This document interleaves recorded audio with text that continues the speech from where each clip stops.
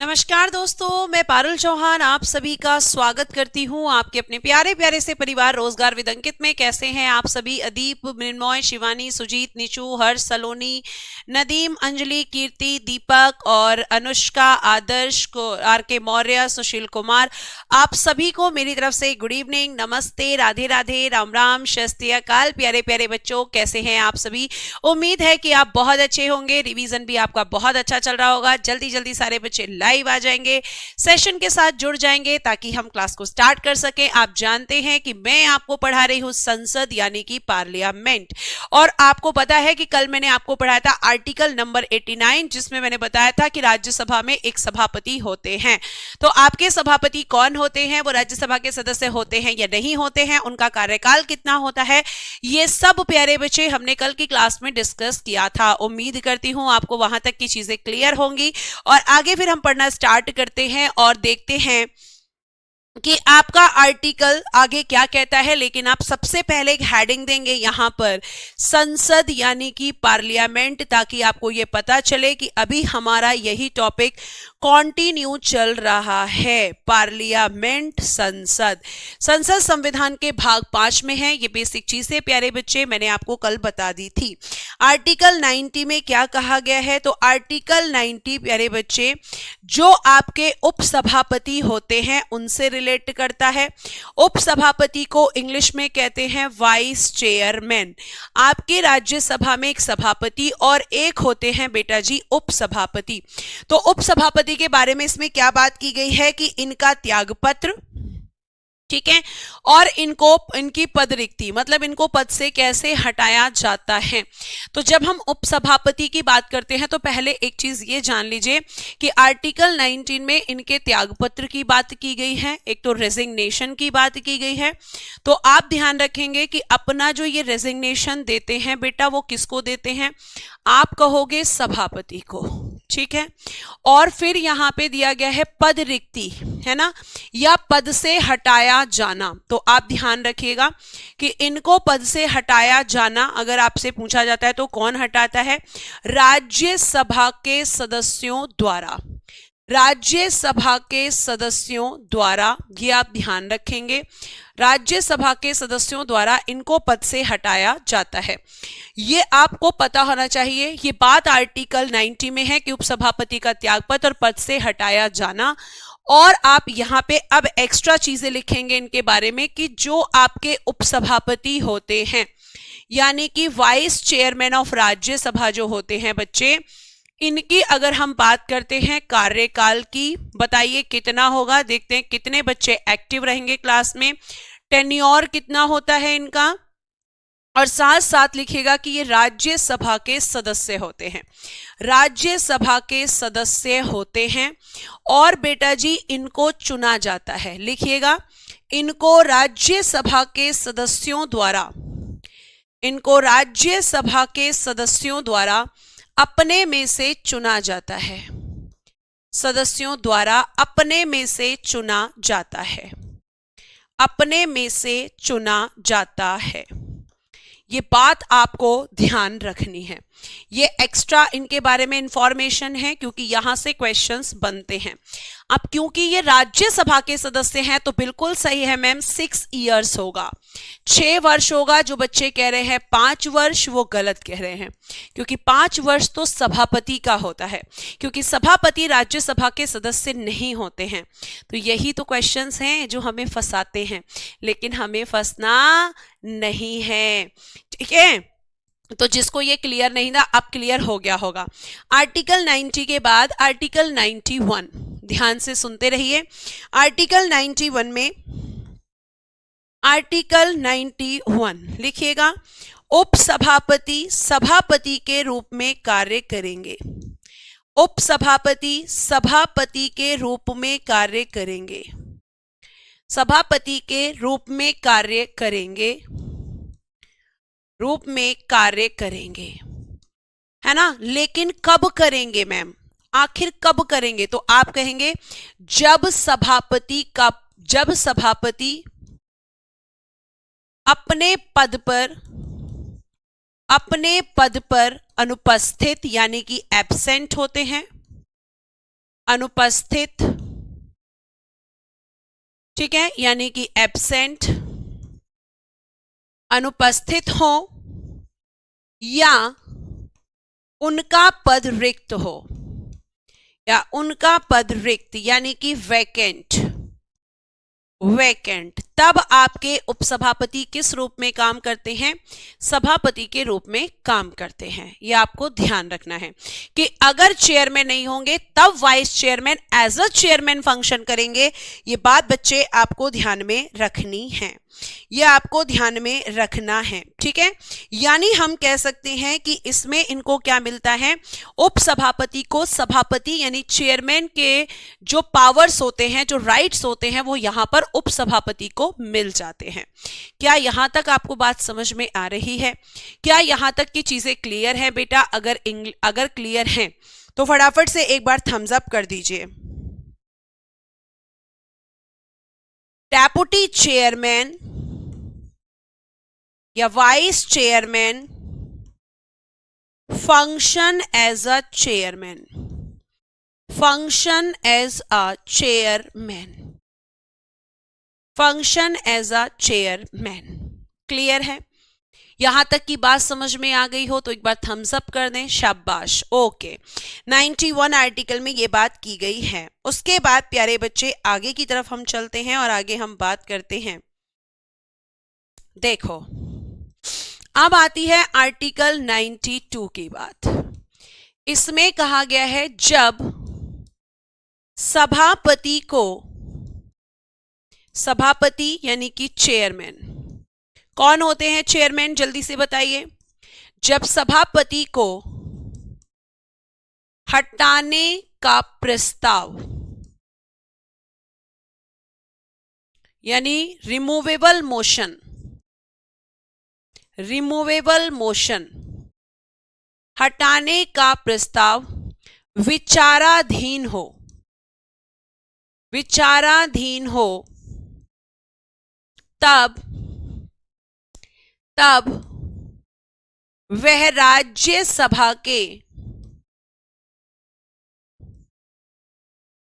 तब वह राज्यसभा की अध्यक्षता नहीं करेंगे, अध्यक्षता नहीं करेंगे। यानी कि उनका काम क्या होता है? चेयरमैनशिप को होल्ड करना, लेकिन वो चेयरमैनशिप को तब होल्ड नहीं करेंगे जब उनको हटाने का प्रोसीजर चल रहा हो। Very good ma'am, vice president होते हैं।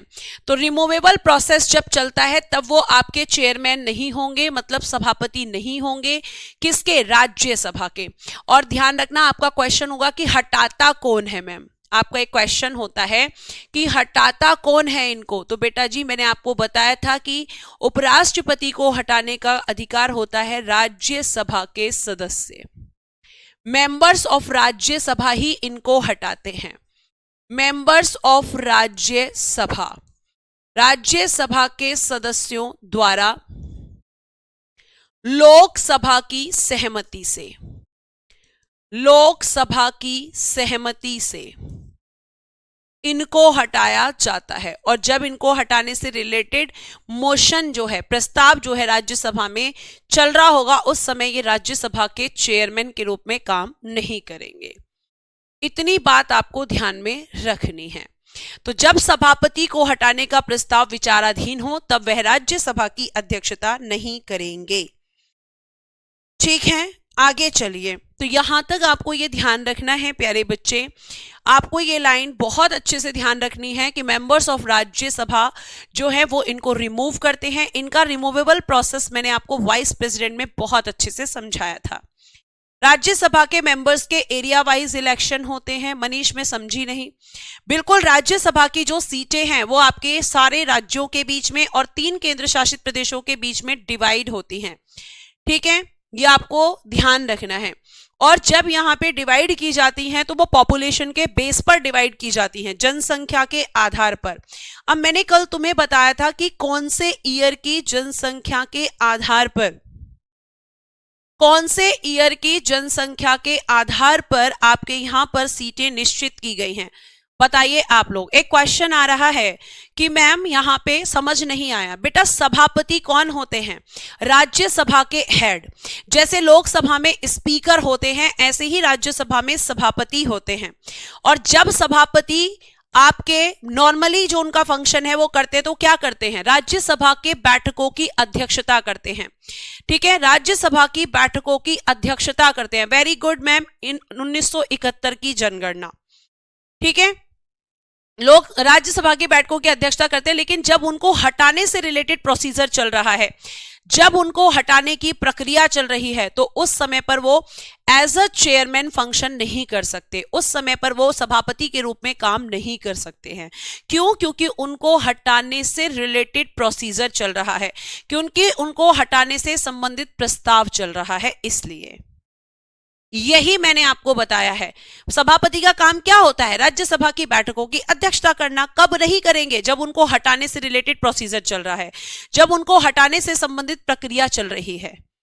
ये कौन कहता है? Article number 92। ठीक है, आगे देखिए आर्टिकल नंबर 93। इसमें बात की गई है अध्यक्ष। अध्यक्ष कौन होते हैं? स्पीकर। कहां पर होते हैं? Speaker of Lok Sabha. लोकसभा अध्यक्ष और उपाध्यक्ष। लोकसभा में एक अध्यक्ष होते हैं, एक उपाध्यक्ष, यानी कि डेप्यूटी स्पीकर। Deputy speaker. जैसे राज्यसभा में सभापति और उपसभापति होते हैं, ऐसे ही बेटा अगर मैं आपसे बात करूं यहां पर, तो इसमें भी स्पीकर एंड डेप्यूटी स्पीकर यहां पर होते हैं।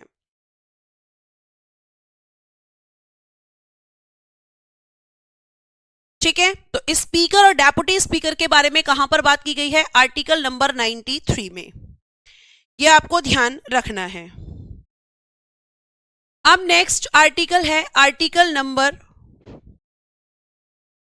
94। आर्टिकल 94, इसमें कहा गया है लोकसभा अध्यक्ष एवं उपाध्यक्ष का पद त्याग, पद रिक्ति एवं हटाया जाना। लोकसभा अध्यक्ष और बेटा जी उपाध्यक्ष, speaker and deputy speaker of Lok Sabha, इनके बारे में क्या बात की गई है? Speaker and deputy speaker of Lok Sabha. तो इन दोनों के बारे में कि भैया इनको पद से हटाया जाना, पद से हटाया जाना, यानी इंग्लिश में लिखेंगे रिमूवेबल प्रोसेस। तो इनको कौन हटाएगा? बताओ फटाफट।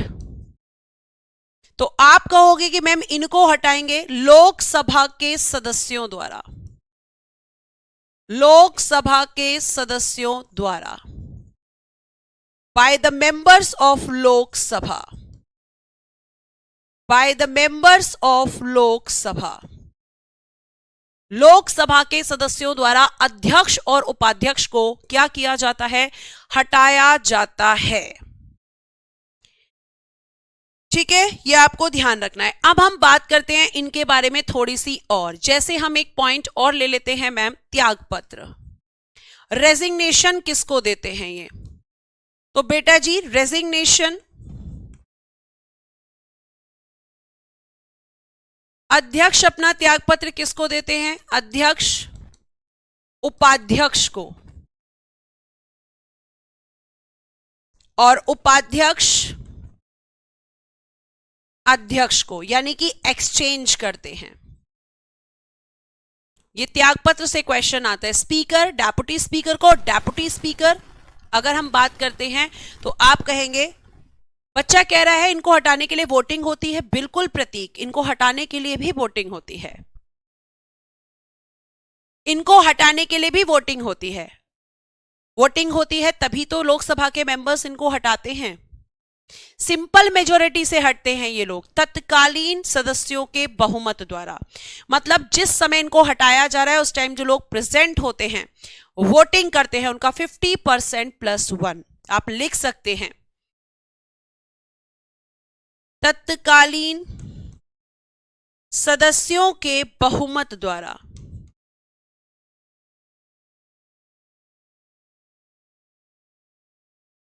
ब्रैकेट में आप लिख सकते हो साधारण बहुमत यानी सिंपल मेजॉरिटी, उससे इनको हटाया जाता है। प्रेजेंट इन वोटिंग का 50% प्लस 1, प्रेजेंट इन वोटिंग का 50% प्लस 1। तो त्यागपत्र एक दूसरे को देते हैं। उसके बाद एक क्वेश्चन पूछा जाता है, ध्यान से सुनिएगा। लोकसभा अध्यक्ष की शपथ, लोकसभा अध्यक्ष की शपथ, oath of speaker of Lok Sabha, speaker of Lok Sabha. बच्चों को कंफ्यूज करने के लिए क्वेश्चन पूछा जाता है। हाँ बेटा जी, 14 डेज पहले नोटिस देना होगा, चाहे सभापति को हटाएं, उपसभापति को हटाएं, स्पीकर को हटाएं, डेप्यूटी स्पीकर को हटाएं, सबको 14 डेज का नोटिस देना होगा। ठीक है। तो अब आप कहेंगे, यहां पे बहुत बच्चे कहने लगे लोकसभा दिलाएगी, बहुत सारे बच्चे कह रहे राष्ट्रपति। तो मैं आपको बता दूं, इनकी कोई शपथ नहीं होती, इनकी कोई शपथ नहीं होती। इसका क्या मतलब है मैम? इसका मतलब है कि इनकी अलग से कोई ओथ नहीं होती, बल्कि जब ये एमपी बनते हैं, जब ये लोकसभा के सदस्य बनते हैं, तो इनको लोकसभा के सदस्य की शपथ दिलाई जाती है। आपको मैं फिर से यहां पर बता देना चाहूंगी बच्चे कि इनकी अलग से कोई शपथ नहीं होती, इनको कोई शपथ नहीं दिलाता। क्यों मैम, क्यों शपथ नहीं दिलाता है? तो मैं आपको बताती हूं। क्योंकि बेटा आपके जो अध्यक्ष हैं, अध्यक्ष और उपाध्यक्ष, speaker and deputy speaker, speaker and deputy speaker, ये दोनों ही होते हैं मेंबर्स ऑफ लोकसभा। ये दोनों कौन होते हैं? मेंबर्स ऑफ लोकसभा, लोकसभा के सदस्य। और क्योंकि ये लोकसभा के सदस्य हैं, तो लोकसभा के सदस्य के रूप में ही शपथ लेते हैं, अलग से स्पीकर की कोई शपथ नहीं होती है, अलग से कोई शपथ नहीं होती, यह आपको ध्यान रखना है।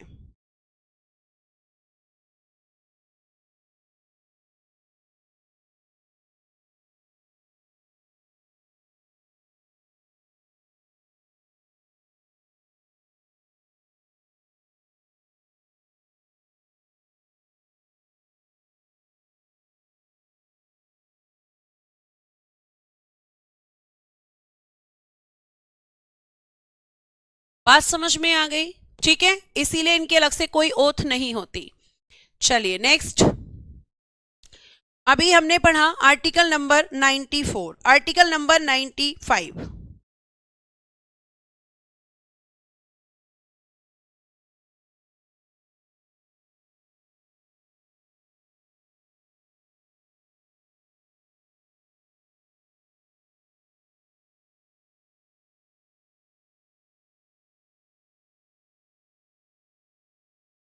लोकसभा अध्यक्ष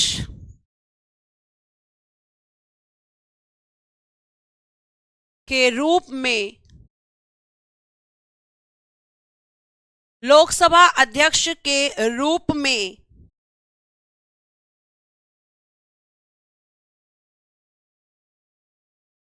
उपाध्यक्ष के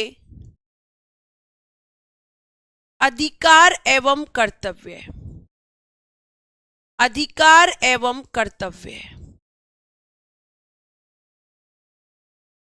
ध्यान से सुनना, मैं फिर से यहां पे इंग्लिश में लिखिएगा पहले। Duties and powers, duties and powers of duties and powers of deputy speaker,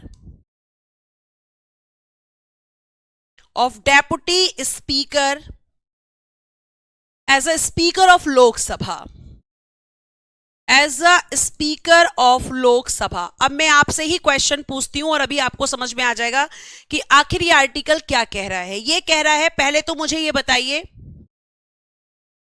उपाध्यक्ष का कार्य क्या होता है। उपाध्यक्ष का कार्य, फंक्शन ऑफ डेप्यूटी स्पीकर, चलो बताओ फटाफट। फंक्शन ऑफ डेप्यूटी स्पीकर, तो आप कहोगे कि मैम उपाध्यक्ष केवल इसलिए बनाया जाता है कि जब अध्यक्ष अनुपस्थित हो या अध्यक्ष का पद रिक्त होता है तो वो एज अ स्पीकर फंक्शन करता है। तो जब वो एज अ स्पीकर फंक्शन करेगा तो उसके पास क्या पावर्स होंगी, तो मैम उसके पास अधिकार, वही आपके पावर्स होंगी, वही ड्यूटीज होंगी जो स्पीकर ऑफ लोकसभा की होती हैं। जो स्पीकर ऑफ लोकसभा की होती है वही पावर्स किसके पास शिफ्ट हो जाती हैं, आपके डेप्यूटी स्पीकर के पास। जब आपका क्या होता है, अध्यक्ष का कार्य होता है मैम, जब लोकसभा का अध्यक्ष यानी स्पीकर ऑफ लोकसभा ये आपका अनुपस्थित हो यानी कि एब्सेंट होता है, या इसका पद रिक्त होता है। पद रिक्त यानी कि वैकेंट द पोस्ट या वैकेंट द ऑफिस। ठीक है, जब लोकसभा अध्यक्ष का पद मतलब लोकसभा अध्यक्ष अनुपस्थित हो या पद रिक्त हो, तब उपाध्यक्ष अध्यक्ष के रूप में काम करेगा, अध्यक्ष के रूप में कार्य करेगा। यही आपका काम होता है।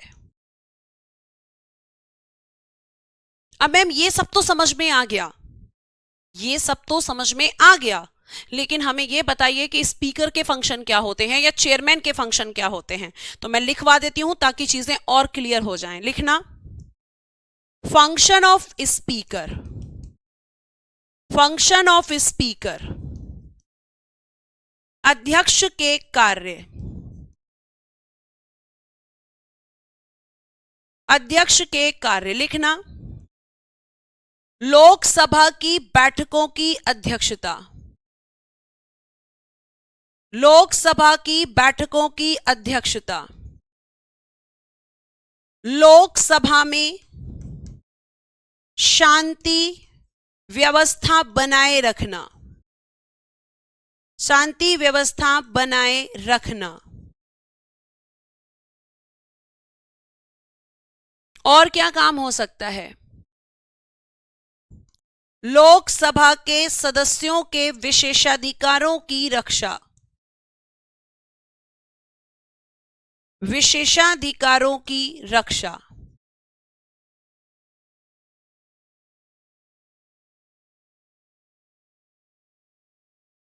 नेक्स्ट, संयुक्त बैठक की अध्यक्षता। संयुक्त बैठक मतलब जॉइंट सेशन, संयुक्त बैठक की अध्यक्षता।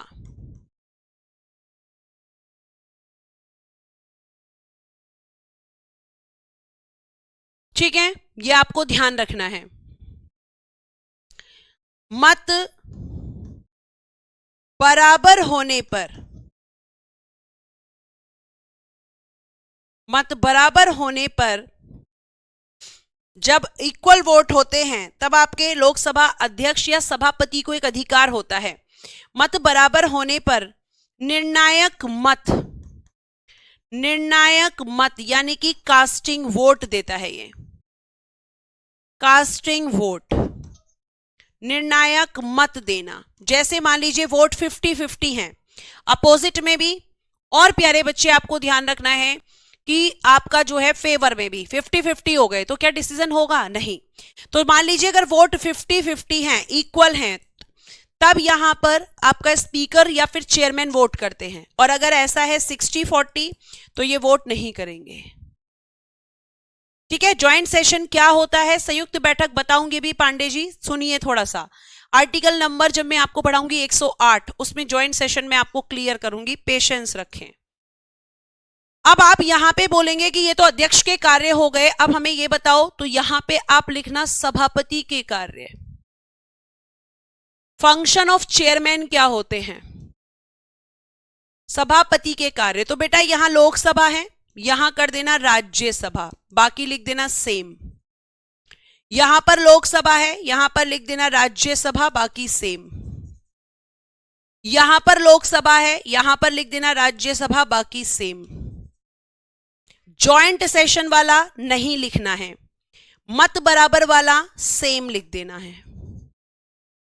दोनों के सेम फंक्शंस होते हैं, लेकिन आप ध्यान रखिएगा कि अगर मैं आपसे यहां पर बात कर रही हूं जॉइंट सेशन की, तो जॉइंट सेशन की अध्यक्षता कभी भी चेयरमैन नहीं करता है। यह क्वेश्चन पूछा जाता है बच्चे को फंसाने के लिए कि अगर अध्यक्ष नहीं है या उपाध्यक्ष भी नहीं है तो आपके जॉइंट सेशन की अध्यक्षता कौन करेगा? तो उसमें ऑप्शन देता है सभापति। चेयरमैन, चेयरमैन कभी नहीं करता है बेटा, चेयरमैन कभी भी नहीं करता है, यह बात आप ध्यान रखिएगा। तो इसीलिए मैंने रॉन्ग लिखा है, वो राज्यसभा के सभापति का काम नहीं है।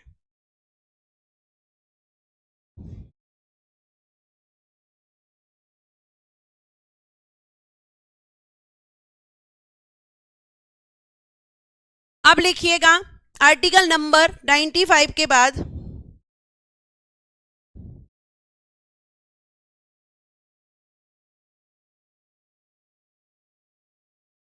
आर्टिकल नंबर 95 के बाद में लिखिएगा 96। लिखना, जब लोकसभा के अध्यक्ष और उपाध्यक्ष, जब लोकसभा के अध्यक्ष और उपाध्यक्ष को हटाने का प्रस्ताव रिमूवेबल मोशन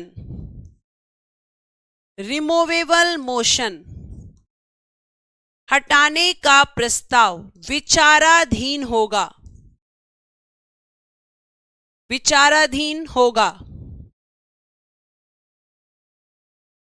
तब वह अध्यक्षता नहीं करेंगे। ये दोनों पर होता है, तब वह अध्यक्षता नहीं करेंगे। चेयरमैनशिप को होल्ड नहीं कर सकते जब उन्हें हटाने का प्रस्ताव यहां पर लाया जाएगा। ये आप ध्यान रखेंगे। और प्यारे बच्चे, अगर मैं आपको नोट डाल के एक बात लिखवाऊं तो लिख लेना नोट में, चेयरमैन यानी सभापति, वाइस चेयरमैन यानी उपसभापति, स्पीकर, डेप्यूटी स्पीकर, इनको कितने दिन का नोटिस दिया जाता है? 14 डेज, 14 दिन पूर्व सूचना। 14 दिन पूर्व सूचना, 14 दिन का नोटिस इन सबको दिया जाता है। ठीक है, ये आप ध्यान, और ये भी ध्यान रखना कि जब इनका रिमूवेबल प्रोसेस चल रहा है तो ये वोट नहीं कर सकते, क्योंकि वोट ये तब करेंगे एक तो जब आपका वोट इक्वल होगा, लेकिन जब इनको हटाने से रिलेटेड प्रमोशन चल रहा है, प्रस्ताव चल रहा है, तो ये उस समय पर भी वोटिंग नहीं कर सकते। इन्हें राइट वोटिंग नहीं मिलेगा, किसका? कास्टिंग वोट का, लेकिन ये नॉर्मल वोट कर सकते हैं। मैं अगेन रिपीट करती हूं बेटा, स्पीकर या फिर आपके जो चेयरमैन हैं ये कास्टिंग वोट करते हैं, निर्णायक मत करते हैं, लेकिन कब? जब ये चेयरमैन होते हैं। लेकिन अगर इनको हटाने से रिलेटेड प्रस्ताव आ रहा है, इनको हटाने की प्रक्रिया चल रही है, रिमूवेबल प्रोसेस चल रहा है, तो आप ध्यान रखोगे उस समय पर ये नॉर्मल वोट करते हैं, कास्टिंग वोट नहीं। अगेन रिपीट करती हूं, नॉर्मल वोट करते हैं, कास्टिंग वोट नहीं। कब? जब इनको हटाने से रिलेटेड प्रोसीजर चल रहा होता है। बड़ा गजब का क्वेश्चन है दीपक आपका कि अध्यक्षता कौन नहीं करेगा। तो भैया आपके अध्यक्ष या उपाध्यक्ष, अगर इनको हटाने से रिलेटेड प्रोसीजर चल रहा है तो ठीक है, हिंदी में लिखो, हिंदी में लिख लीजिए भाई। सभापति, उपसभापति, हिंदी इंग्लिश खत्म नहीं होती एक तो। अध्यक्ष, उपाध्यक्ष, जब इनको हटाया जाता है तो 14 दिन का नोटिस दिया जाता है। अध्यक्ष का क्या काम है, सभापति का क्या काम है, ये मैं आपको बता चुकी हूं। कास्टिंग वोट होता है नीतीश कुमार बेटा, निर्णायक मत, जब मत बराबर होते हैं तब ही आपके सभापति और स्पीकर वोट करते हैं, लेकिन कब, नॉर्मल कंडीशन में। लेकिन जब इनको हटाया जाता है तब ये कास्टिंग वोट नहीं करेंगे, मतलब चेयरमैनशिप को होल्ड नहीं करेंगे। जब ये हटते हैं तो उस समय इनको अध्यक्षता का अधिकार नहीं रहता है। ठीक है, आगे चल सकते हैं। आर्टिकल नंबर 96, उसके बाद आर्टिकल नंबर 97, लोकसभा अध्यक्ष और उपाध्यक्ष के वेतन भत्ते, वेतन भत्ते, इनकी सैलरी की बात की गई है। तो लिखिएगा, salary and allowances, salary and allowances of speaker and deputy speaker of Lok Sabha, and deputy speaker of Lok Sabha, यह आपको ध्यान रखना है। अब आर्टिकल 98, संसद का सचिवालय,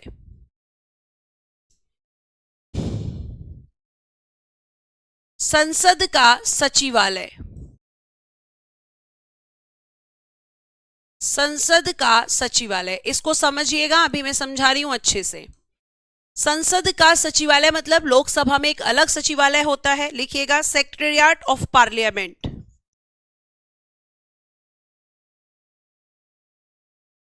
ऑफ पार्लियामेंट,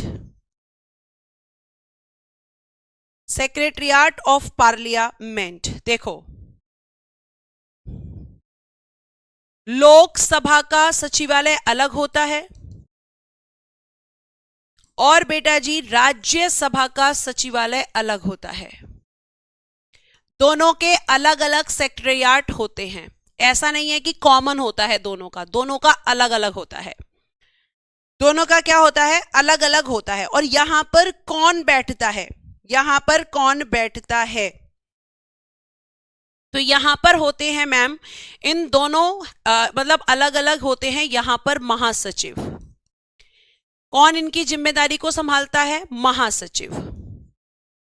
और जो महासचिव होते हैं बेटा जी, इनकी नियुक्ति की जाती है। नियुक्ति कौन करता है, अपॉइंटमेंट कौन करता है, speaker of Lok Sabha, speaker of Lok Sabha यानी लोकसभा अध्यक्ष। और यहां पर कौन करेगा फिर नियुक्ति, ma'am chairman of Rajya Sabha, Rajya Sabha के सभापति। तो यहां पर कौन होते हैं हेड, महासचिव। कौन होते हैं हेड, आप कहोगे महासचिव। ठीक है, इतनी बात समझ में आ गई, यहां तक बात समझ में आ गई। मैम सैलरीज एंड अलाउंसेस कौन डिसाइड करता है, पार्लियामेंट करता है, खुशी।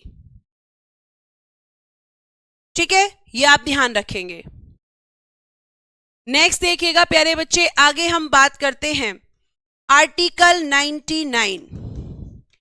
इसमें बात की गई है शपथ की, इसमें बात की गई है ओथ। किसकी शपथ, लोकसभा और राज्यसभा सदस्यों की, लोकसभा और राज्यसभा सदस्य, members of Lok Sabha and Rajya Sabha, इनकी जो ओथ होती है, तो बताइए कौन दिलाता है ओथ, राष्ट्रपति द्वारा दिलाई जाती है।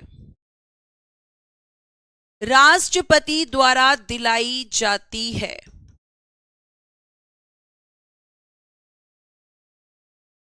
कौन दिलाता है इनको शपथ? तो आप कहेंगे राष्ट्रपति। गलत बोल रहा है जो बच्चा, बोल रहा है प्रोटेम स्पीकर शपथ दिलाता है, गलत।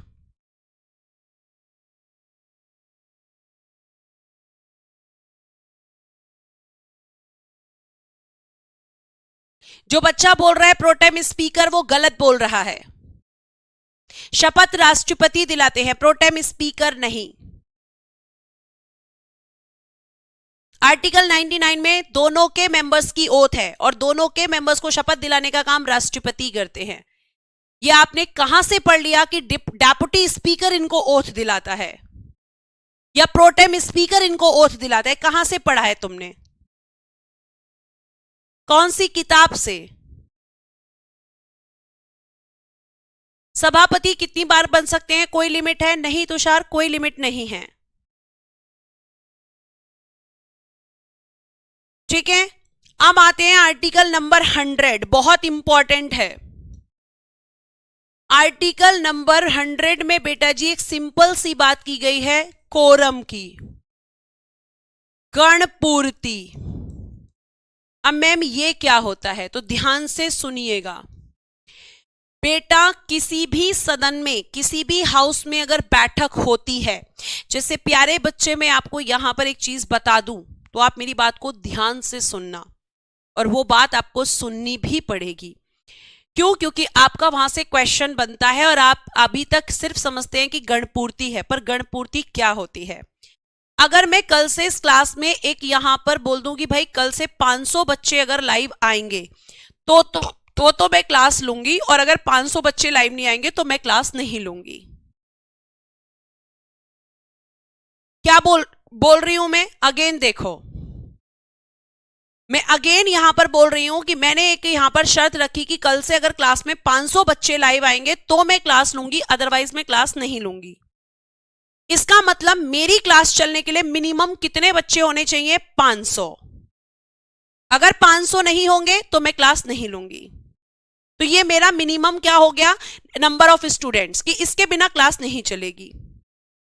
अब ध्यान से सुनो, ऐसे ही होता है कोरम। कोरम क्या होता है? तो ये कोरम होता है मैम कुल सदस्यों का 1/10। टोटल मेंबर्स का कितना होता है? टोटल मेंबर्स का 1/10। मतलब इतना मेंबर्स। अब कुल सदस्य किसके? तो बेटा जी चाहे फिर वो लोकसभा के हो, चाहे फिर राज्यसभा के हो, किसी भी सदन में अगर बैठक होनी है, कोरम किस लिए जरूरी होता है? कोरम जरूरी होता है बैठक के लिए, फॉर मीटिंग। मतलब लोकसभा या राज्यसभा में मीटिंग तभी होगी जब एटलीस्ट इतने मेंबर्स प्रेजेंट होंगे। लोकसभा का 1/10 या फिर राज्यसभा का 1/10। अगर इतने आपके मेंबर्स हैं तो बैठक होगी, अगर नहीं है तो क्या होगा मैम? अगर आप मुझसे क्रॉस क्वेश्चन करें कि अगर कोरम पूरा नहीं हो तो, अगर कोरम यानी कि गणपूर्ति पूरी ना हो तो क्या होता है मैम? तो बेटा आप लिखेंगे तो अध्यक्ष, अगर लोकसभा में पूरी नहीं है, अध्यक्ष यानी कि स्पीकर, या और सभापति, चेयरमैन,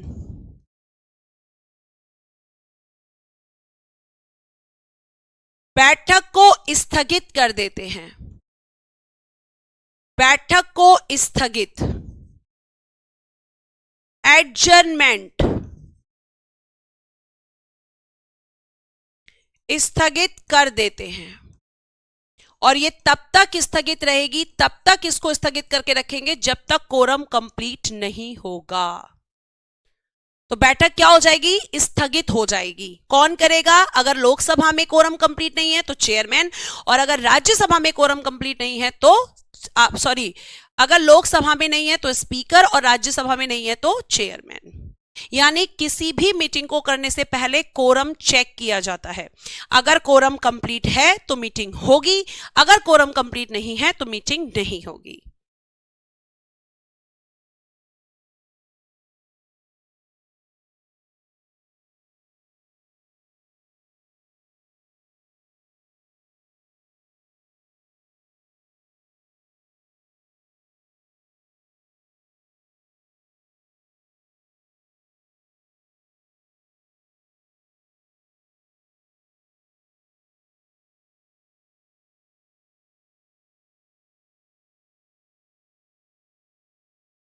इतनी बात समझ में आ रही है? भैया बनी राशिद जी, कौन सी चीज इंग्लिश में नहीं लिखी? जो टफ वर्ड्स हैं वो सारे इंग्लिश में लिखे हुए हैं। कैसी बातें करते हो आप लोग? मेरे समझ में नहीं आता है कि आप लोग समझने से ज्यादा इतना फोकस उन चीजों पर क्यों करते हो जिनका सेंस नहीं है। सारी चीजें बेटा जो टफ वर्ड्स हैं वो इंग्लिश में लिखे हुए हैं। इतनी बात समझ में आ गई? अगर आ गई है तो आपको मैं बता दूं आर्टिकल 101 और 102। आर्टिकल 101, 101 एंड 102, इसमें क्या है? इसमें है बेटा जी डिस्क्वालिफिकेशंस। डिस्क्वालिफिकेशंस हैं, निर्योग्यताएं हैं। किसकी मैम? निर्योग्यताएं। डिस्क्वालिफिकेशंस, किसकी डिस्क्वालिफिकेशंस को बात की गई है यहां पर? लोकसभा और राज्यसभा सदस्यों की। लोकसभा और राज्यसभा सदस्यों की। अब डिस्क्वालिफिकेशंस क्या होती हैं? निर्योग्यताएं क्या होती हैं? तो आप कहोगे कि मैम अगर जो आपने क्वालिफिकेशंस बताई थी उसका आप अपोजिट कर दोगे तो वो डिस्क्वालिफिकेशंस हो जाएंगी। जैसे आपने हमें पहला क्वालिफिकेशन बोला था कि भारत का नागरिक हो, तो यहां लिखना भारत का नागरिक ना हो, do not citizen of India, do not citizen of India.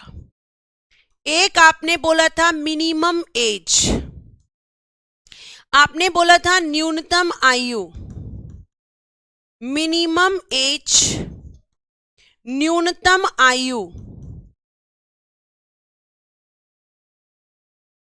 ये आपकी पूरी ना हो, यानी कि कंप्लीट ना हो। अगर ये पूरी नहीं है तो भी डिस्क्वालीफाई किया जाता है। नेक्स्ट, अगर आप लाभ के पद पर हो, लाभ के पद पर हो, hold the office of, hold the office of the profit, तो ये भी एक डिस्क्वालिफिकेशन है। क्योंकि हम क्या करेंगे, क्वालिफिकेशन का जस्ट अपोजिट। ठीक है। उसके बाद मैम अगर वो पागल हो, अनसाउंड माइंड, अगर मैम वो दिवालिया हो, दिवालिया हो यानी कि इंसॉल्वेंट,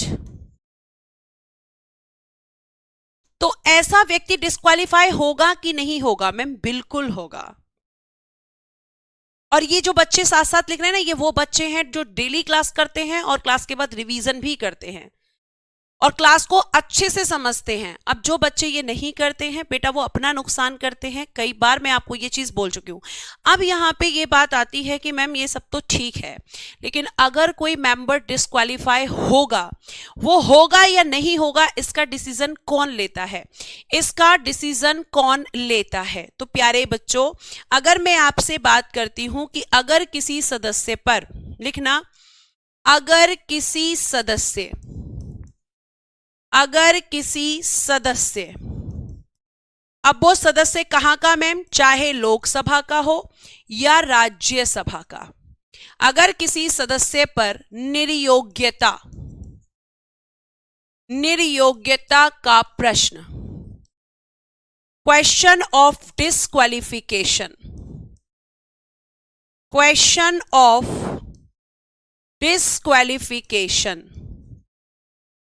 अगर किसी सदस्य पर निर्योग्यता का प्रश्न उठता है तो इसका निश्चय या निर्णय यानी कि डिसीजन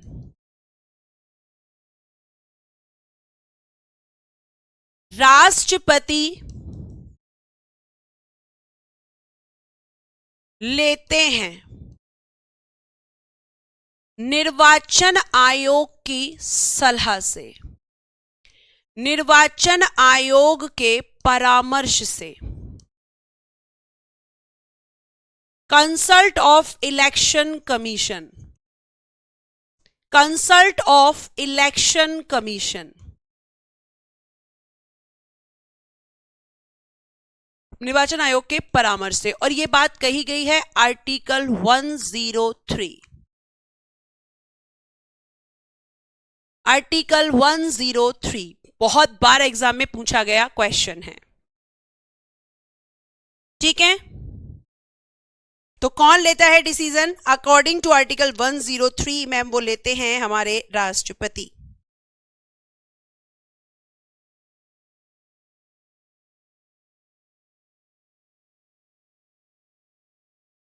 आर्टिकल 103, उसके बाद आर्टिकल 105, सांसदों के विशेषाधिकार, सांसदों के विशेषाधिकार हैं इसमें। इस वो प्रिविलेज ऑफ एमपीज क्या है इसमें मैम? प्रिविलेज ऑफ एमपीज,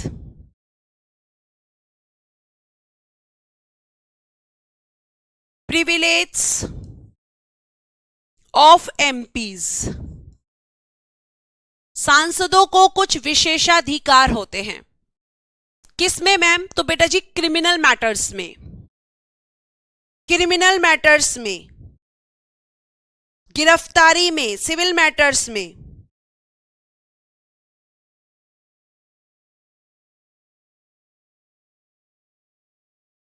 इसमें कहा जाता है कि अगर कोई एमपी है, ध्यान से सुनना, मान लीजिए कोई एमपी है, इस एमपी को सत्र यानी कि जो सेशन होते हैं, सत्र शुरू होने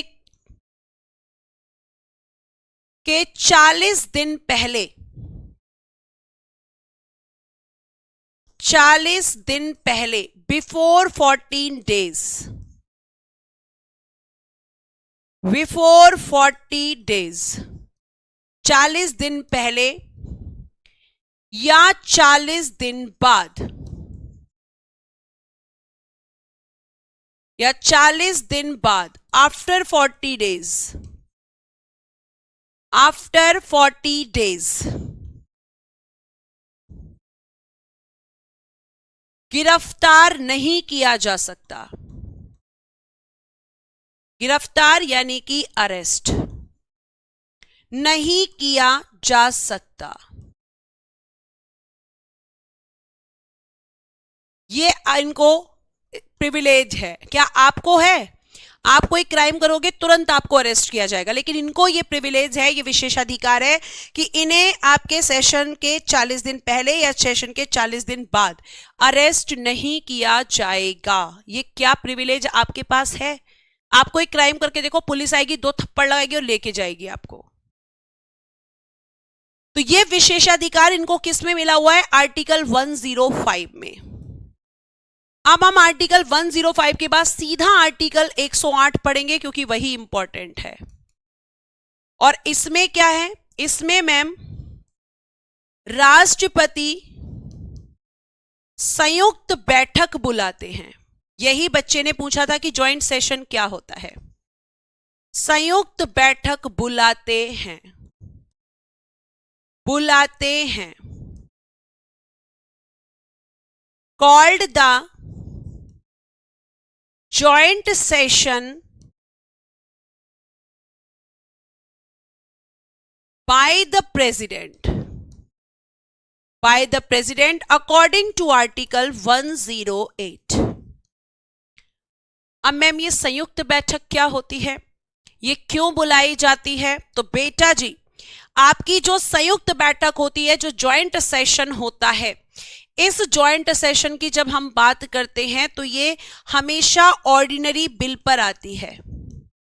साधारण विधेयक, जिसे हम इंग्लिश में कहते हैं ऑर्डिनरी बिल, साधारण विधेयक पर लोकसभा और राज्यसभा के बीच विवाद होने पर, विवाद क्या होता है? डिस्प्यूट, यानी जब ये दोनों किसी ऑर्डिनरी बिल को लेकर आपस में झगड़ा करने लगती हैं तो राष्ट्रपति कहते हैं देखो लोकसभा राज्यसभा तुम दोनों बहनें हो और बहनों को ऐसे लड़ना नहीं चाहिए, आओ तुम दोनों एक साथ आओ और हम तुम्हें यहां पर बिठाकर तुम्हारे बीच का डिस्प्यूट खत्म करते हैं। तो आपका लोकसभा राज्यसभा के बीच जब झगड़ा हो जाता है तो इनका पैचअप कराने के लिए जॉइंट सेशन प्यारे बच्चे आता है, ये आपको ध्यान रखना है। कौन बुलाता है? राष्ट्रपति। किस बिल पर? मैम ऑर्डिनरी बिल पर बुलाई जाती है, ऑर्डिनरी बिल पर। और ये जो संयुक्त बैठक होती है बेटा, इस संयुक्त बैठक की अध्यक्षता कौन करता है? तो इसकी अध्यक्षता करते हैं स्पीकर ऑफ लोकसभा, लोकसभा अध्यक्ष, लोकसभा अध्यक्ष। ध्यान रखना, बुलाते राष्ट्रपति हैं लेकिन चेयरमैनशिप को होल्ड कौन करता है? Speaker of Lok Sabha. Criminal proceeding में नहीं होता है खुशी, ये वाली जो छूट होती है वो केवल सिविल मैटर्स में होती है, सिविल मामलों में, सिविल मैटर्स में, क्रिमिनल मैटर्स में नहीं, सिविल मैटर्स में होती है बेटा। तो यह होता है जॉइंट सेशन। ठीक है, कल इससे आगे के आर्टिकल हम पढ़ेंगे। आर्टिकल आपका 109, 110, फिर 112 जो इंपॉर्टेंट है, केवल आप वो पढ़ेंगे। कल आपका पार्लियामेंट खत्म हो जाएगा और कल ही फिर मैं रिवीजन स्लाइड बनाऊंगी। ठीक है, यहां तक की चीजें रिवाइज कर लीजिएगा एक बार फिर से। अगर क्लास अच्छी लगी हो तो भैया स्माइल करके जरूर जाना। ठीक है, thank you so much, bye bye, take care and good day everyone. जय हिंद, जय भारत। हंसते रहें, मुस्कुराते रहें और हमेशा खुश रहें। कल छुट्टी नहीं है, कल छुट्टी नहीं है बच्चों, कल क्लास होगी।